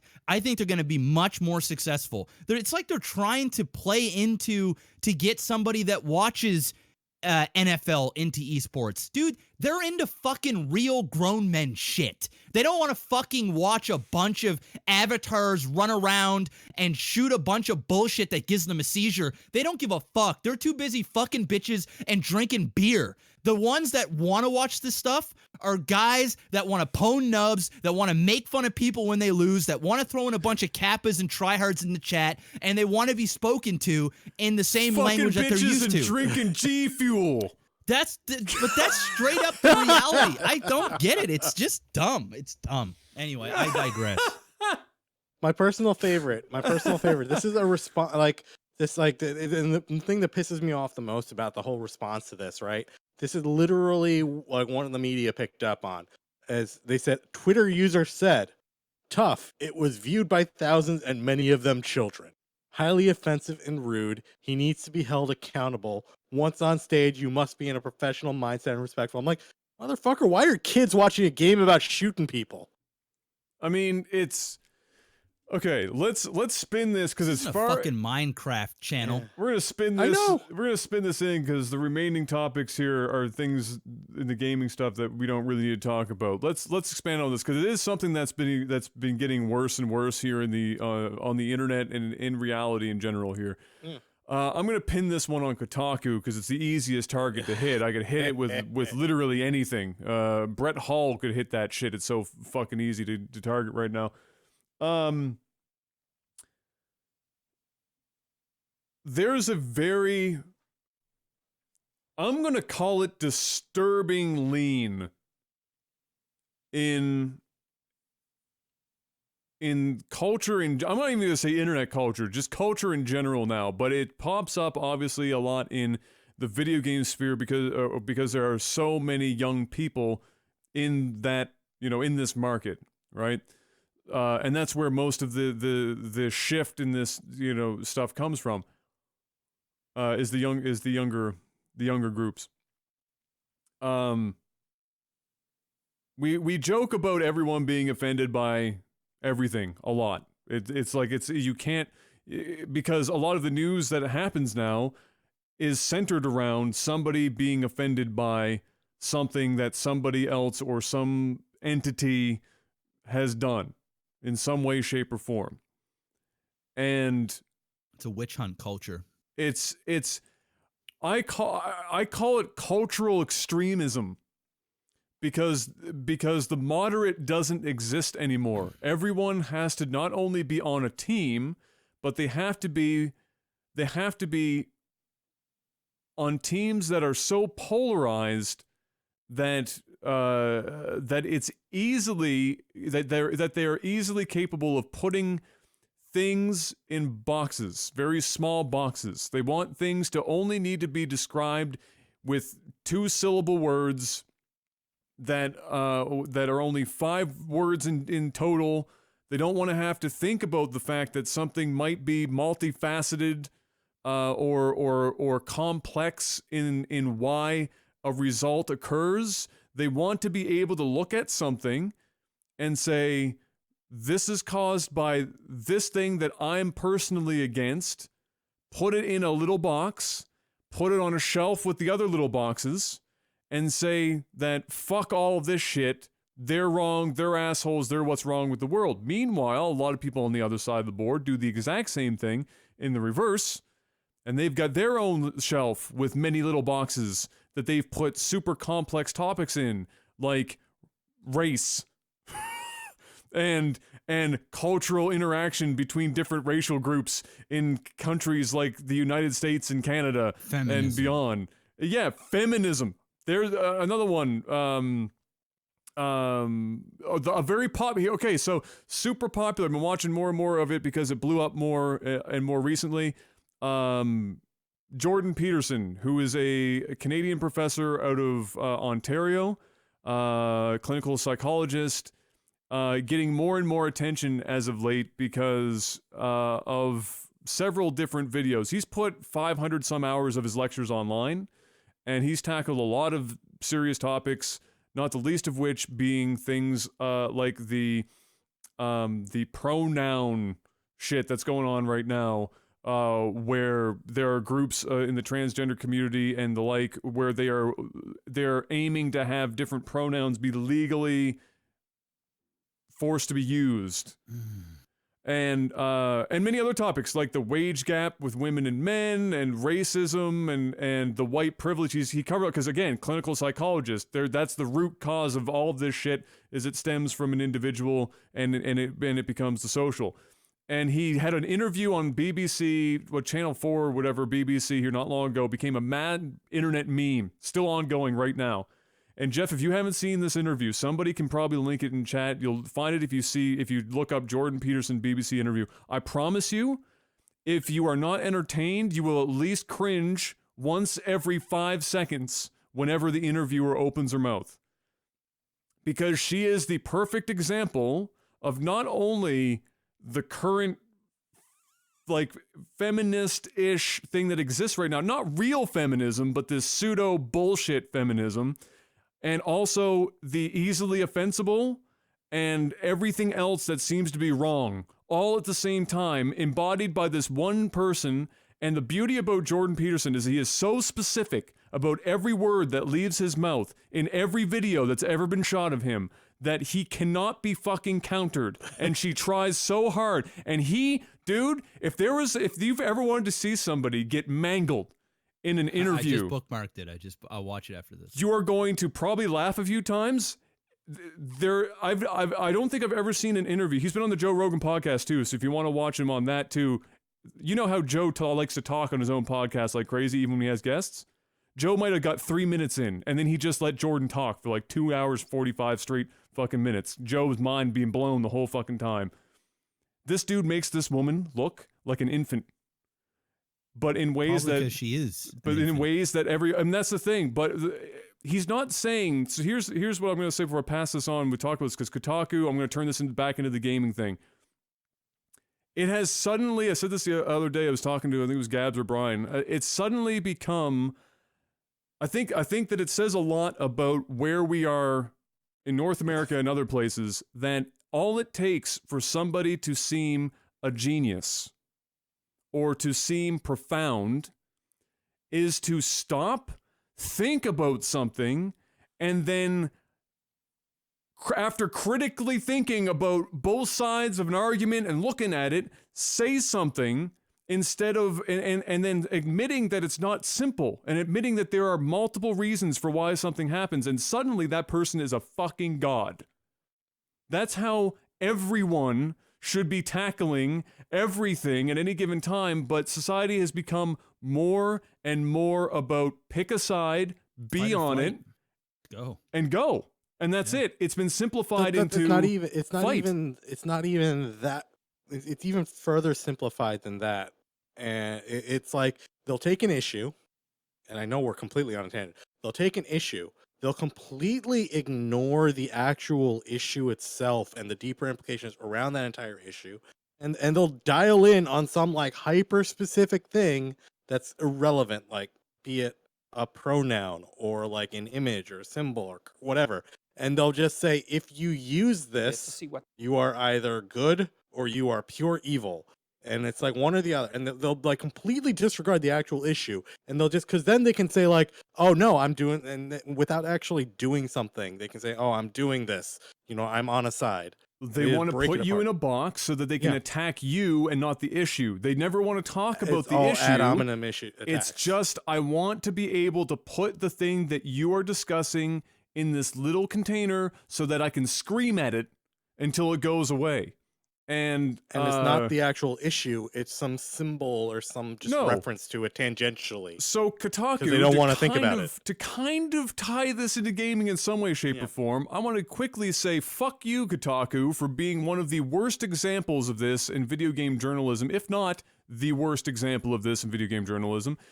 Every second day, Kotaku has some shittily written poorly thought out article about some racial feminist whatever the fuck thing that they've dug out of the dark holes of the internet, or they've made it out to be 1,000 times worse than it is, and they run these articles all the time. The recent one was either, I think it was yesterday that I saw it pop up in my feed. The Ugandan Knuckles meme that's been around. Don't Okay? even get me started on that. So, Jeff, do you know about this meme? No. Okay, I don't do memes. Okay, so, well, I only say this because maybe, well, you also don't watch a lot of streams either. So, you know the game VR Chat. You've probably seen that on, okay. So if you watch enough VR Chat, there's an entire community built up around this Ugandan Knuckles, which is basically Knuckles like from Sonic, okay? Miniature form, okay? This tiny little miniature Knuckles form. And then it's kind of, it's a bunch of things that came together, but basically they're stretching out a bit of a meme from an actual movie, okay? Where it was like the Ugandan military, and the movie itself was being humorous at the time, and they kind of extrapolated it, and they added in some things like, you know, the clucking from some, you know, African languages and some other shit. Yeah. And like, they got the Ebola in there, they got a bunch of everything, like spit on the queen, you know, or the do you know the way? Like, and do you know the way is now the fucking meme. If you looked it up right now, you're gonna see hordes of Ugandan Knuckles if you just put in do you know the way? Oh, and that's it. Kotaku ran this big ass article on how that's some horrible racist crazy shit. Before you jump on that, I just want to say one thing, right? Go for it. The creator of the Knuckles drawing and the character and all of that, he is a Ugandan, and he finds it absolutely hysterical. Like, he loves it. He loves the fact fucking solved. He loved the fact that this became like a huge thing that everyone was rallying around. He was sitting there. He's like, this can actually bring awareness to Uganda. Like, yes. Uganda isn't like, you know, we have some issues, but we're not seen as like huts and things. We have a meme. And he was excited. Look, right? If you get a meme on the internet, you fucking made it, bro. Like, if your country, nobody talks about it. Yeah. And people were talking about Uganda. They're like, oh, this seems like, you know, and you know, maybe someone's going to know what Uganda is other than, you know, something in Africa. Now continue. And yeah, so, and you know, anyone with a brain, if they see this shit, they're not going to look at Ugandan Knuckles and be like, that is representative, Jeff's seen it now, representative of Uganda. Like, seriously, nobody's fucking seeing this shit. It's pretty funny, right? Like, it's fucking hilarious. So, I'm watching a video and these little Sonic hedgehogs. There's like 20 of them. Are going around just. Yeah. Do you know the way? Do you know the way? It's pretty funny. It is, right? Do you know the way? And Kotaku's managed to turn this into this big racial fucking argument, which I think is... After what happened to friggin' Pepe, Kotaku's like, oh, we found the next one, boys. Yeah, Let's get our God. clicks. So... it is. And so Kotaku's part of the problem. They're doing the whole put it in a box and push your fucking god awful extreme like monotonous binary viewpoints on it, or your whatever you want to call it, your makes me angry. It's it's crazy. It's hard to put into words, which is why listening to, I don't agree necessarily with everything that comes out of Jordan Peterson's mouth. I agree with I'd say 85-90% of whatever comes out of that man's mouth. It's hard to not get, and this is actually something he said as well. He said, you know, you're part of the problem now because you are you're going to battle with them, right? You're part of the, you're picking a side and you're fighting it as if you're one of them, basically. And he said, you know, he said, I thought about that for a long time, and he said I haven't figured out how to participate in this, which I think is important because I don't like where this is going from a social standpoint, a societal standpoint. I don't know how to do it any other way. You have to be able, even when the other side doesn't want to have a discussion, you have to make an effort, because what other way? And if that comes across as being combative, then I don't know what else to do. But the other side always seems to turn it into a combative situation. It's very rare now to have two people be able to sit down, have a discussion. Happens here all the time. We can't even fucking do it right. Sit down, have a discussion, and not have it turn into a screaming match. Hey, look, screaming matches are all well and good. It comes down to the content of what's being said. If you get heated about something, that's great. You're passionate about it. As long as you're not devolving into like ad hominem attacks or like attacking the person, saying like, if you're actually like, if you're getting heated and you're yelling, yeah, maybe you should have a little bit more control. 100% understandable. But at the same time, if you're making a valid argument that's not like attacking like an uncontrollable thing, it's like actually talking about whatever the issue is or whatever you're discussing in a reasonable and rational manner. Personally, for me, 100% fine. I don't care that you're yelling at me. But if you're talking in like extreme, like us or them, as you said, binary mentalities, and you're not like, it's like right and wrong, black and white, and you're not even willing to engage in like a discussion like that, then it's stupid. Like you're effectively just trying to outshout the person. At which point, to me, it's like no good. I know this is a video game podcast. We've kind of gone off rails. I don't really care, because I find this a very interesting topic. More interesting, certainly, than the fact that graphics cards cost way too much money right now, which was the next topic on this list. So we're just gonna fuck that topic. We're just gonna keep talking about this. So I'm gonna be real. I'm actually a little afraid for where this is all going for a number of reasons. One, let's go with the squeaky wheel gets the oil metaphor here. The meme cost, Adam. Yeah, well, memes, that's a whole different topic, where memes are a lot more influential on a global scale than people realize. And they should be. Yeah, like they're used as political fire from other countries for their own, like, it's crazy. The internet's a wacky place. But it's scaring me a bit because of how. Because one, I mean, eventually, we're going to have kids eventually. At least I plan on eventually having children. No, I'm pretty sure Jeff is planning on having some kids. And we've already got this hurdle of raising our children in the internet era. For example, when we were younger, the stupid shit we didn't just get blasted up online. So we've got to now get our kids through an entire universe where, and God only knows how far away tech's going to be by the time they come around, what social media is going to fucking look like. They'll be born with cameras on their head. Exactly. Kids won't understand how to interact in person. They'll have to put on a VR headset to talk to the person next to them. Yeah, so like, so my concern is now, the biggest, like an even bigger hurdle is going to be how do you, I guess, I don't know about condition, but how do you prepare your child, especially in the teenage years, for a world that, as it stands right now, seems to be veering off course to some weird fucking dystopian, liberalistic bullshit territory, where if you use the wrong pronoun, you can be fined or go to jail if you don't pay the fine. Like, that's fucking crazy, right? And watching, but I think the more disturbing thing is that the majority, it seems to be slipping in that direction because of the media. So when you watch that BBC interview with that woman, people watch her, especially this BBC is taken relatively seriously. Like, no matter what channel version of BBC you're watching, people in general associate the BBC with relative quality. Maybe not the people physically in Britain themselves, but in other places in the world, certainly. They watch her and they see how that goes. And if it wasn't Jordan, in other interviews where she was perhaps not pitted up against somebody as intellectually superior as Jordan was in the one that they did, she's perpetuating this kind of crazy ideology about how to pick apart things. She's a journalist, so people are going to assume that she has seen all the sides, and that whatever she's putting out there is a well thought out, well-formed opinion. And then that kind of thought process becomes the norm.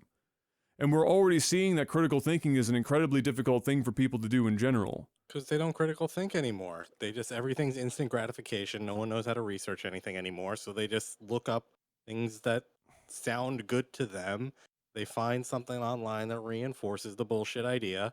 And then they're like, no, I'm right. And then they just start yelling it. And the thing, Mob but mentality. so where I see this going, and where I think it already kind of has been in the first place, and I hate to be the guy, but I'm going to use America as an example because it just seems to make sense here. Oh, we're the best at it. Yeah, is that when this kind of stuff happens and this kind of discourse is the norm. It's not discourse. Well, that's what this kind of, I mean, is pseudo. When this is the norm, violent tendencies or escalation is way more common, and the us and them mentality gets pinned on the easiest targets, and we're seeing a hell of a lot more.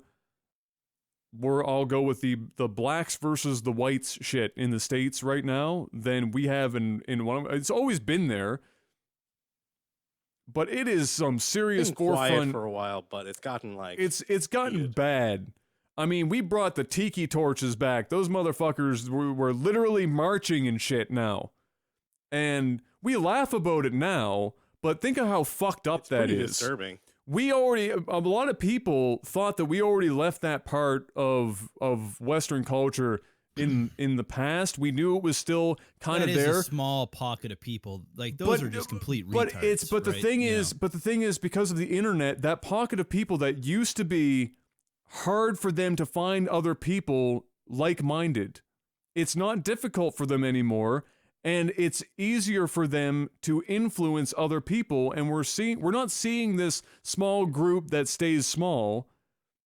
Like, they're gaining support in various places. And something that was said on the Joe Rogan podcast with Jordan at one point, Jordan mentioned this. He said the thing that scares him the most, and it seems silly to say this, but it's true, is that portion of people, I'm not saying like the people marching or whatever, although that is technically, I guess, they'd be in a similar group, but the people that have this mindset more on average are the ones carrying all the weapons. Yeah, because they're crazy. So that's the craziest bit there is that if you were really to draw this out to the end, where where does this go, and the us versus them mentality goes out for another 10, 20, 30 years, and we extrapolate it, and nothing, it's not checked, it's not balanced, nothing happens, is that if they don't start getting their way, what do people like this tend to do? They get violent about it, and they're the ones with guns. And yes, it sounds crazy to say that there are going to start to be more violent things and more gun-related shit that comes out of it because people don't like what the other person's saying and they can't handle that. Shit The counter happens. problem to that is you're talking about the one side of it, but the other problem is the left side of it is getting even more militant as well. I've actually But seen that's what I mean. But that's what I mean is that it's just getting a crazy escalation. It's Yeah, just escalating, and all the yes. people in the middle are like, "Well, shit." Yes, exactly. Now it's like, That's what I mean by I'm the stuck us in the middle versus here. the us versus them just goes on and on and on. And the moderate, the middle, which I know these are political terms, but this, you can apply this to just how somebody thinks in general, right? If you're moderate in thought, it tends to signal that you are that you think about both sides before you come to a conclusion and you actively do it. You don't just fucking pick and go and ignore everything else because your parents think that way. So because you were raised that way, we're going to just not even think about the other side of it or rationalize it or maybe consider that our parents weren't exactly right. It's like Jeff and I talked about last week. Somebody said, what's, one of your things in life where you suddenly make a realization? Well, a good realization is that your parents aren't always fucking right because they're just people too. They're just people too. And you get to an age and most people hit it and they see their parents fuck up and they go, wait a minute, they shouldn't have done that shit. Oh, fuck, what else are my parents not good at? Obviously, they aren't just, they don't have all the answers. And so, not even looking at that, it's like people, when they're asked who they vote for politically, it's like, well, my family's always voted for this side, so fuck it. I don't really care. I don't even turn on the news or anything or read the paper or go to a rally or see what they're about. I just vote for them. I don't even think about it.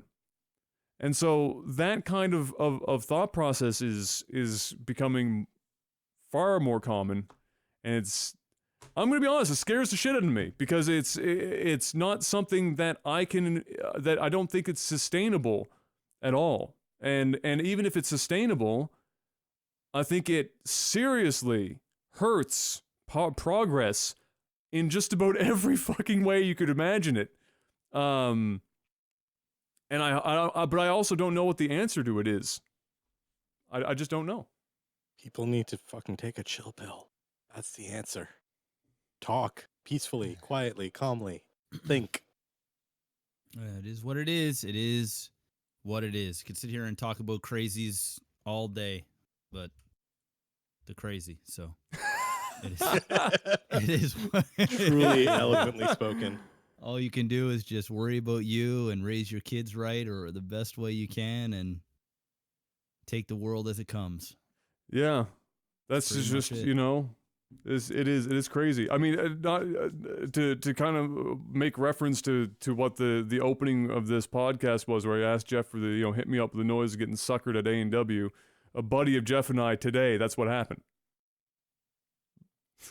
Dude just got suckered in line at A&W because the dude thought he cut him off in a fucking A&W, a fast food restaurant, and he thought he cut him off. So obviously the correct response there was to sucker punch somebody. Had rings on and everything. That makes perfect sense. Like, are you serious? That's a pretty rare thing to happen here, but yeah, I mean, obviously he's probably some sort of hood rat. Oh, it's 100% hood rat. Guy thought he was funny. I'm gonna punch that guy in the face, man. You know, Brian only looks like he's, $150. Yeah, there's two of us, one of him. Would he have done that to somebody that was, 220? No chance. No. I also said, I was like, God, if this was Brian of 5 years ago, he'd probably be in jail for murder right now.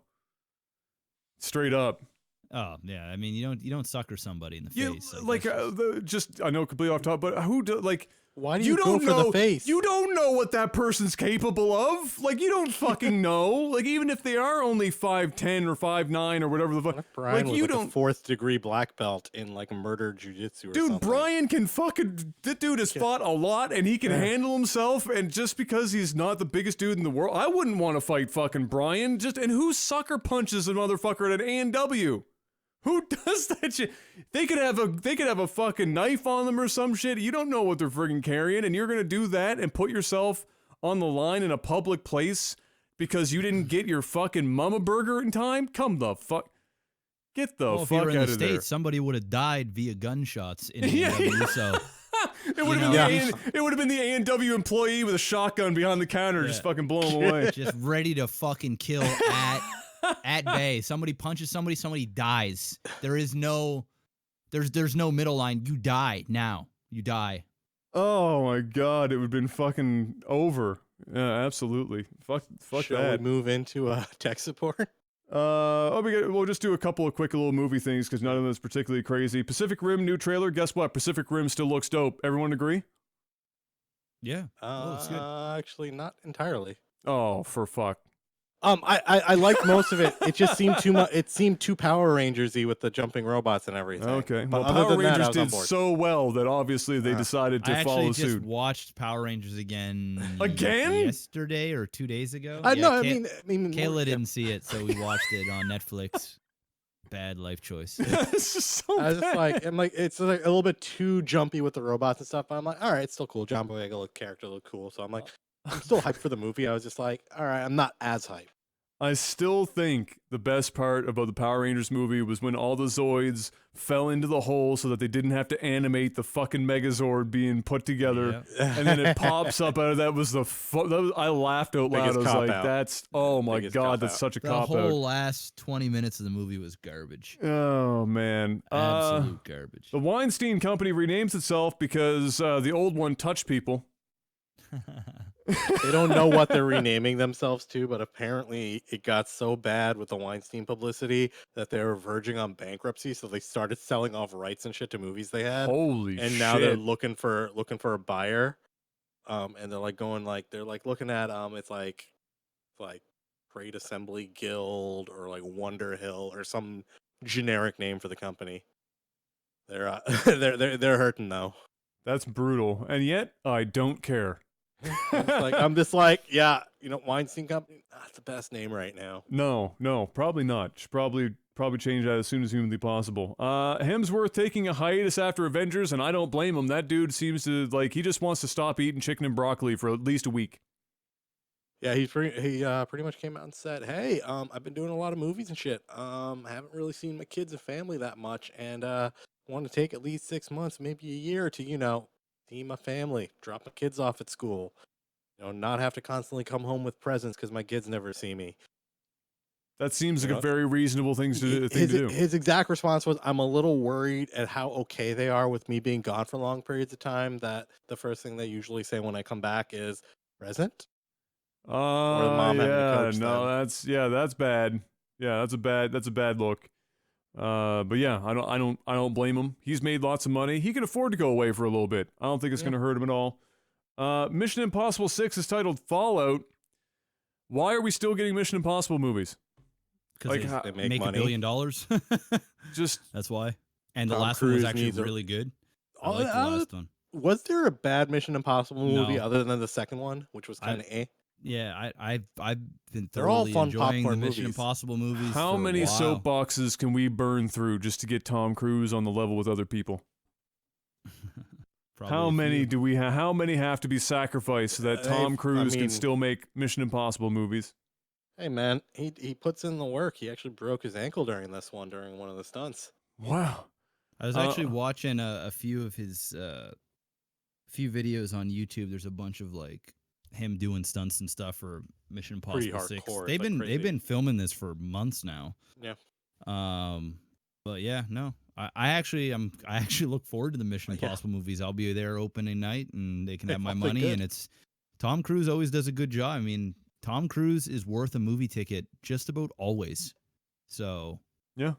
I know it's Tom Cruise, but hey, he's a movie star and that's exactly what he does. He I'll doesn't keep going to he watch doesn't his disappoint. movies as long as they're good movies. Do you guys think in 50 years we're all old and senile?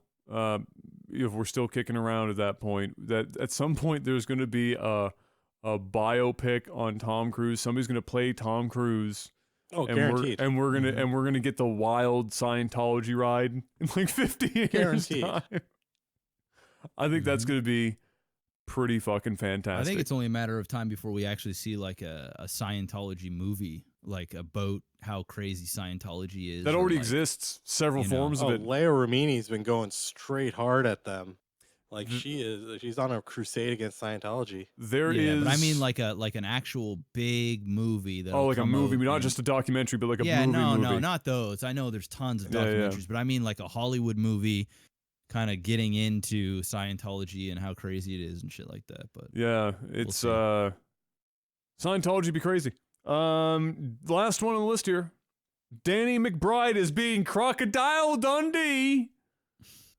Woo! I guess congratulations to Danny McBride for being relevant and Getting a role that people recognize. yeah, Crocodile Dundee. Now that's a knife, and there we go. That's pretty much probably all he had to say to secure the role as Crocodile Dundee. I'm sure it will Even got be. the koala on the shoulder on the promo pic. I'm sure it's going to be $1 billion movie, and it's going to make everyone very happy and very wealthy. Speaking of $1 billion movies, The Rock somehow managed to make Jumanji $1 billion movie. Can we just slow clap for Dwayne The Rock fucking Johnson turning a sequel to a Robin Williams classic into a $1+ billion extravaganza? I'm pretty sure Dwayne I The saw Rock that. Johnson sitting in a chair in front of a fireplace for 30 minutes would be $1 billion movie. I'm thinking the same. I watched it a few nights ago with Kayla. I think it was 3 nights ago. We went and saw it. Theater was still half packed. Good time. It's good. I liked it. I I liked just- it. It wasn't like, groundbreaking, but it was it was a good time. I just it's made more money than what everything but one Sony picture or something. What was it that it hasn't topped yet? There's one of the superhero movies I think it was that hasn't but it's already bested the Spider-Man flicks. It's just crazy.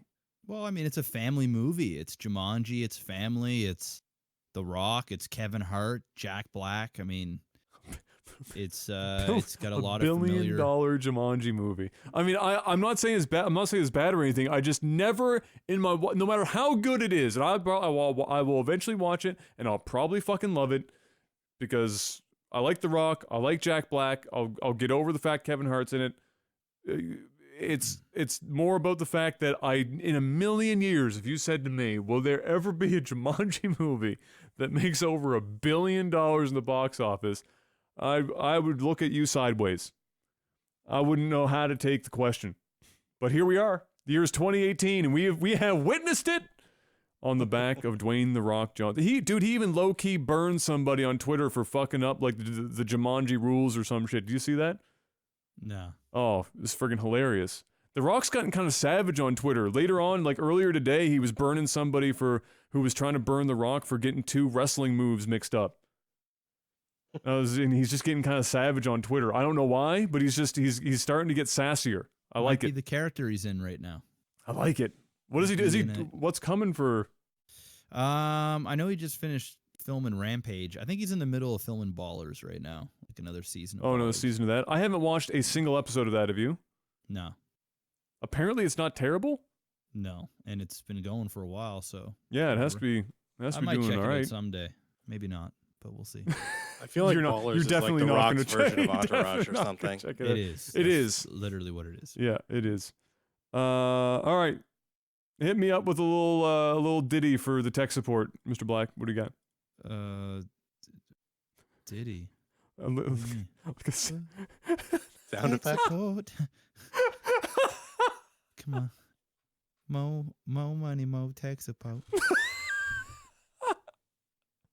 I'll take it. That's good. Take it.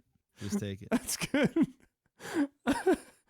Mr. Miyagi asks, what would the ultimate VR game or experience look like to you? In detail, apparently. When I look down and there's a virtual woman giving the knobby a slobby. We're already there. Mm-hmm. We've made it. We've already made it. There's like some experienced that yet. Oh my god, there's some amazing gifs of like these trade shows in Japan where it's like a VR headset and like a whole suit thing that you put on, and like the fucking it's got the pocket pussy just right where it needs to be, and you got some like kind of like out of shape, cut like a bag of milk, neck beard Japanese guy like faking like he's grabbing some titties, and I'm like, where the fuck are we really at this point right now? Did we really hit this point? Yes. Just like Adam, I got something in my closet I don't want you to know about. But it's amazing. You guys see that? You guys see that new realistic sex doll? Oh my god, the black Twitter for that is absolutely. Did you see the list of the black Twitter responses to the sex doll? No. Oh my god, but it's low key getting girls salty. Like it's I'm not low key. They are salty about it. I'm not even joking. I thought about going on eBay and trying to find one of them bitches. I'm not even joking. It would have been a nice side piece. Dude, one of the black Twitter responses to that, one of the girls was like, "These dolls ain't out there sucking dick or riding it," and then the response to the guy was, "Yeah, but neither are these bitches." So, shots fired. You should definitely look up black Twitter response to that because it will make you laugh. There's like 30, 40 of them, and they're absolutely freaking incredible. Black Twitter is basically just like people pull, I know it's gonna, let's get offended, black people off of Twitter, like their responses to shit, because it's, it's definitely unique. and just the general responses to things. And for this, it was absolutely beautiful. Some of the girls were like, I'd low-key fuck that. What was the name of that doll anyway? I don't remember the name of it. I just remember seeing a picture of it, and I was like, that's kind of fucked up, but I mean, shit.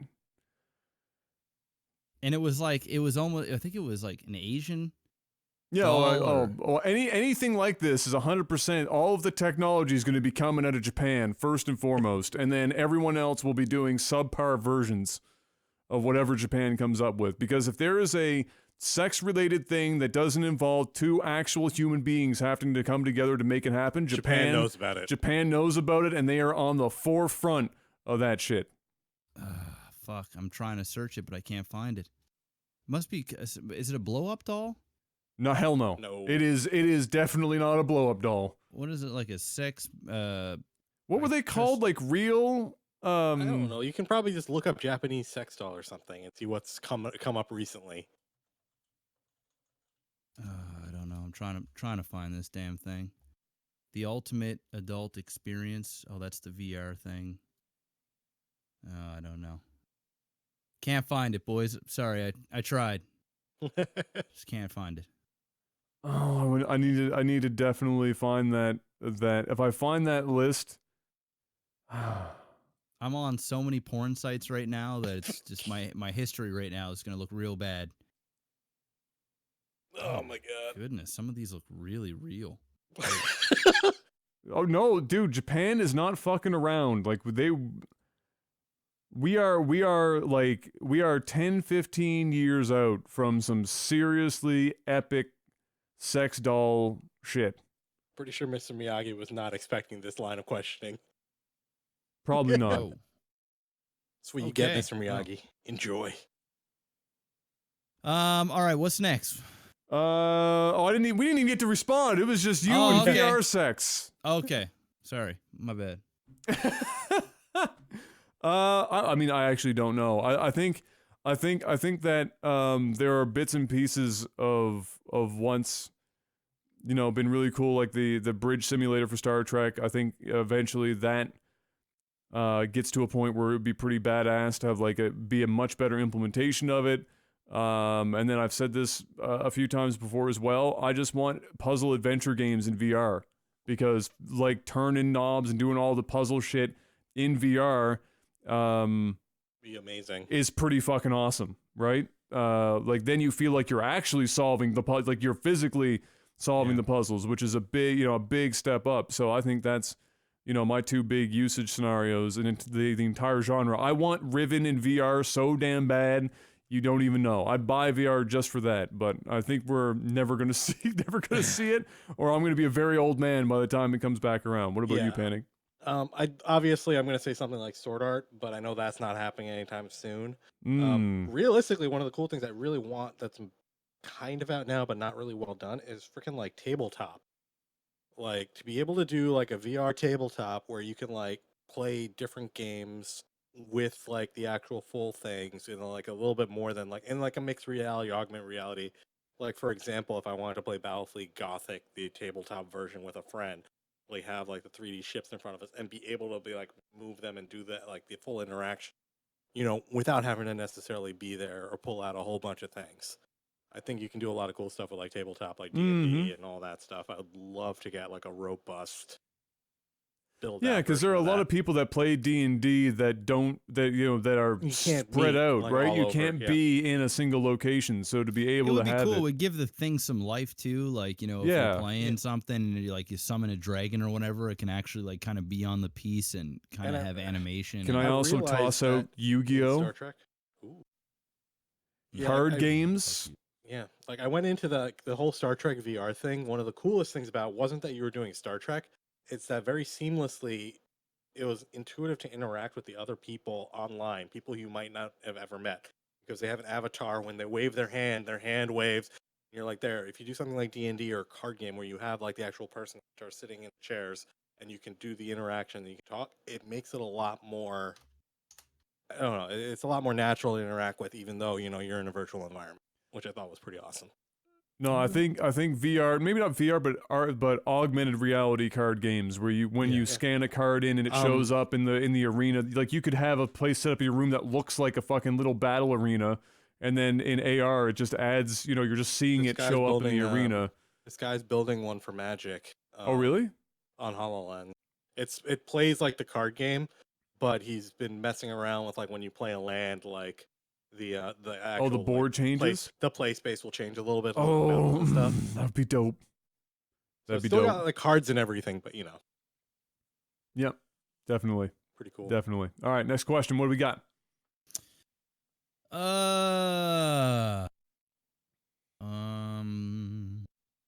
Black Jimmy asks, if you're on death row, what would your last meal be? But I think we said this one before. I think we have. a long We time can ago. blast through it quick before another question. We can Yeah. just blast through quick. Mine would just be steak and lobster in a Keys. Something simple. I'm a hamburger, mum's potato salad, jelly salad, and a beer of some kind. I just don't know which. It'd be like a Keith's or an Innocent Gun or something like that. Probably some big ass burger, mashed potatoes, regular potatoes, other kind of potato dishes. Many And- versions of potatoes. Yes, with a burger. As many potatoes as we could possibly fit on the plate. I wonder if anyone's just been like, "What do you like for your last meal?" Arsenic. Oof. Just No. I would like 500 mil of mercury, please. Stat. I'll take that. Yeah. All right. Yeah. That was that's a quickie. What do we get for the next one here?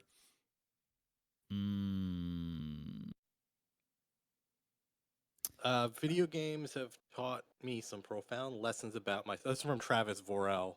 Video games have taught me some profound lessons about myself. Trying to lead guilds and raids in WoW taught me I'm a shit leader. What life lessons have you learned about yourselves through games?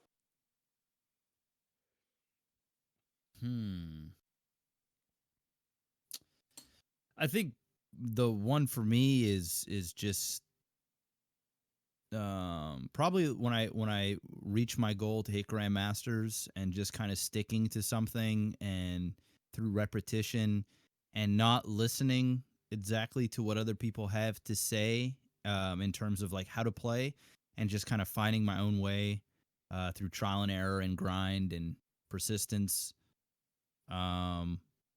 You know, that I think you can use that sort of lesson. I'm not sure it was really a life lesson, but it definitely did mold sort of the way that I think when it at least comes to video games and trying to achieve something. So like, you know, if I wanted to play HOTS and I'm like, I'm going to hit Grandmaster in HOTS and I really mean it, there's no doubt in my mind that I can get there. It might take me a year, 2 years, 3 years, whatever, but there's no doubt in my mind that I couldn't get there just from grinding it. So it's probably like the best lesson I've learned is just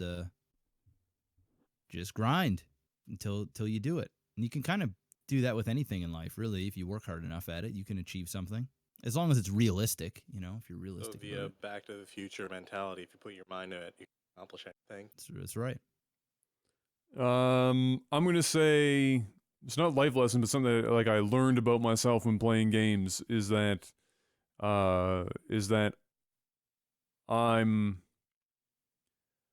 it's really easy for me to look over details, miss details, like super easy. Like if I'm playing puzzle games and stuff, something could be staring at me right in the face, and I am real damn good at looking completely past it.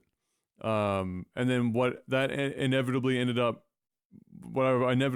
figuring out about myself beyond that was that as a problem solver, I'm a big picture reverse engineer. So if I'm going to learn how to do something, the best way for you to teach me how to do something is to show me the completed whatever, and then let me reverse engineer it, and then teach me as I'm going backwards through the steps. If you go the other way, if you start Unlike from the complete opposite. yeah, so that's actually like a big problem in schools, is that depending on the type of teacher that you are, some teachers will go out of their way to use multiple teaching styles because different students usually fall into one of two categories. They're either like me or they're like you. And most teachers will teach how you learn, which is usually start from the beginning and show me from step one all the way up through to the end. And then I learn fastest by seeing the big picture and working backwards. And the biggest example of this that I ended up seeing was when I was in high school. I had two different math teachers. The first math teacher I had failed me fucking miserably, and I actually went back to take Math 12 again to raise my grade to get my scholarship for university, because the first teacher was so bad at teaching me how to do math because she refused to even when I went to see her after class. Like, it wasn't that she refused, she probably didn't know how to go backwards and to show me, teach me that way. Then the next time I had a different teacher, he was way fucking better at it. and my grade went from like 65 to a 88 or something between the two. And then when I went to university, I was super lucky because in every class that I took, all the profs were really good if I went to them at being able to do that for me.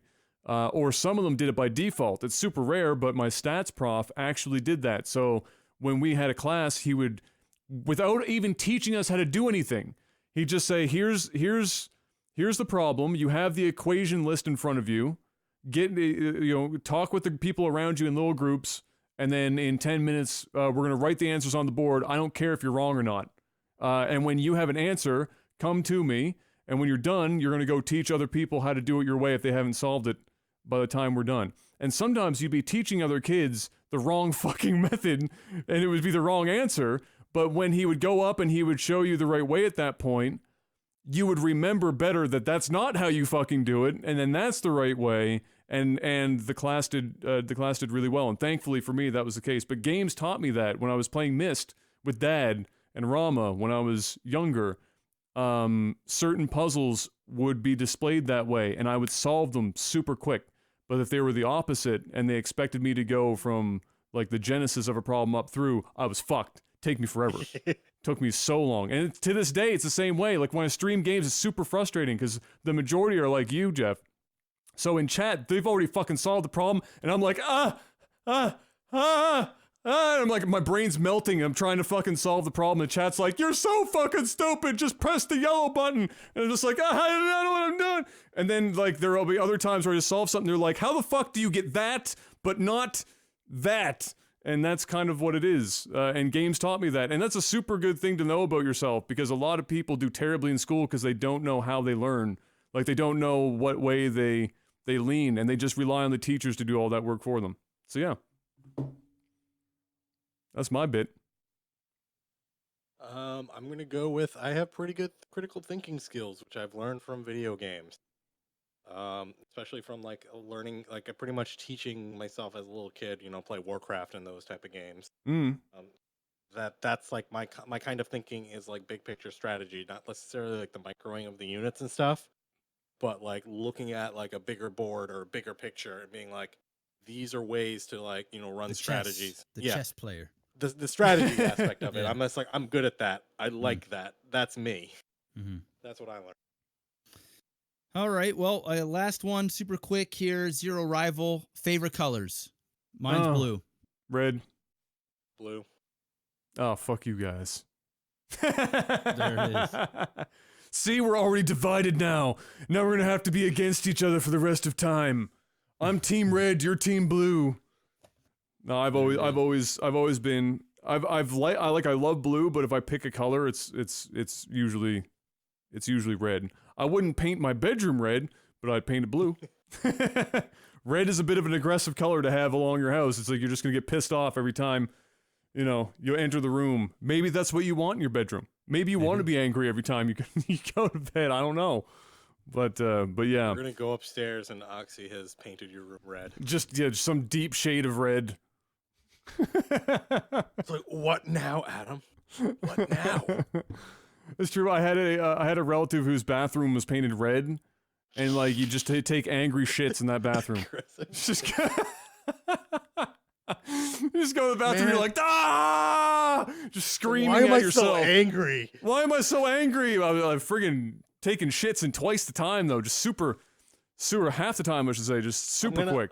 I'm gonna add this one amendment to Zero Rival's question. Okay. What color would you paint your bathrooms, boys? Oh. It's got to be a neutral color, like gray, white, something. No colors, no or like I guess gray is a color, but it's got to be neutral or neutral. Yeah. I'm like. I would agree. I'm really boring though. I want pretty much every room in my house to be white or a neutral shade that, is along those lines. I don't like I'm not the person that likes super bright colors on my walls or even color in general on my walls. I'm the same with my bed sheets. I just want white sheets. I don't want whatever fucking weird pattern sheets exist. I just want like hotel white for bed sheets. Like I'm boring that way, and it's usually because I just think the room looks bigger when you use light colors like that. Your room just looks bigger. You start painting it dark. Jeff would know this. I had the bedroom at my parents' place. I painted it what was technically a blue, but for most people in the world it was black. It was called Abyss. I'm not even joking. The name of the color was Abyss. You chose the color Abyss for your room?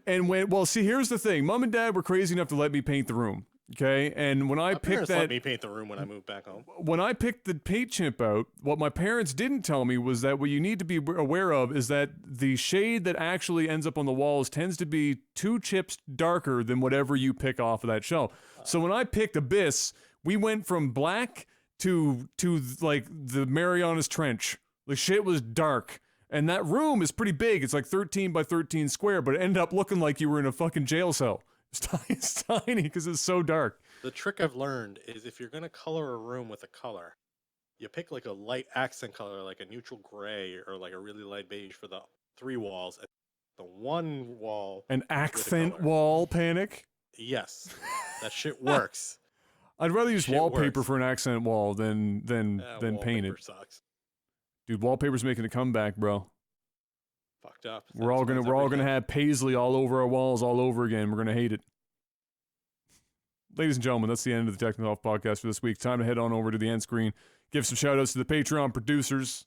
I think this list has changed up a little bit, but I didn't change it, so guess what? You're all getting a little extra shine if you aren't on this list technically. Maybe you all are. We don't know.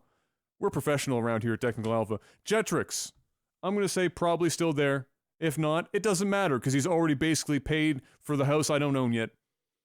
So shout out to Jetrix at the $500 mark. Postal Panda and Chico at the $250. Fry C, Derek P, Naily, Adam B, Jamaican J, Jorbach, Total Steel, Matthew M hanging out at the $100, not messing around. Bless each and every one of you guys. You're amazing. We love you a great deal, and not just because you give us money, but you're here a lot of the time watching and listening and supporting us the best ways you can. We will see you guys next week. Same time as always. Look forward to it. And so until we do see you guys next week, do us a favor, have a good one, and peace. Bye.